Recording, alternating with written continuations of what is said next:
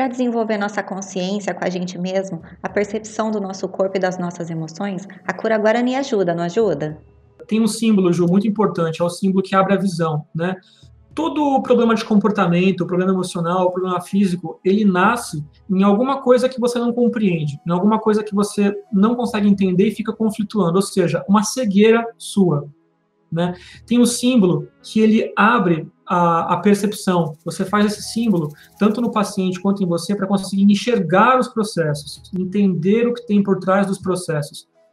Antes de começar a atender as pessoas, eu faço esse símbolo em mim para que eu também consiga ampliar um pouco da minha visão e perceber um pouco do processo do outro, para também não ficar projetando coisas que a gente aprendeu diretamente na pessoa sem ter essa capacidade de perceber.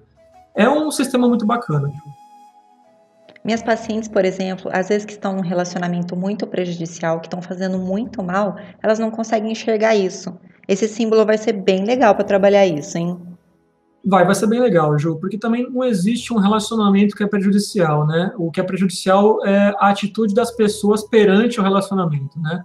A gente está muito preso naquela ideia de príncipe encantado. Ah, eu quero o cara perfeito, ah, eu quero a mulher perfeita, sendo que você pode pôr um cara perfeito, uma mulher perfeita. Se eles não sabem conviver, vai ter tanta treta ali junto, vai ter tanto conflito ali junto, que vai se tornar uma coisa caótica, né? Então, é o relacionamento que envolve as atitudes de cada um, que vai ser um relacionamento bom ou um relacionamento ruim.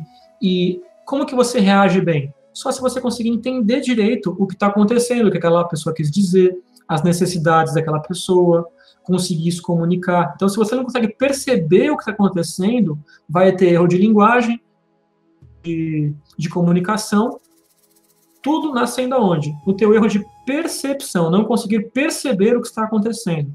Então, esses símbolos de abrir a percepção são símbolos fantásticos para todo caso onde tem algum tipo de conflito, seja ele mental, espiritual, físico, comportamental, relacionamento, qualquer tipo de conflito, onde eu não consigo perceber o que está acontecendo. Eu agradeço todo esse esclarecimento, por ter tirado todas as nossas dúvidas e eu espero você. A gente espera você aqui em Rio Claro, dia 22 às 15 horas. Um abraço e até lá. Gratidão, Ju. Até lá, então.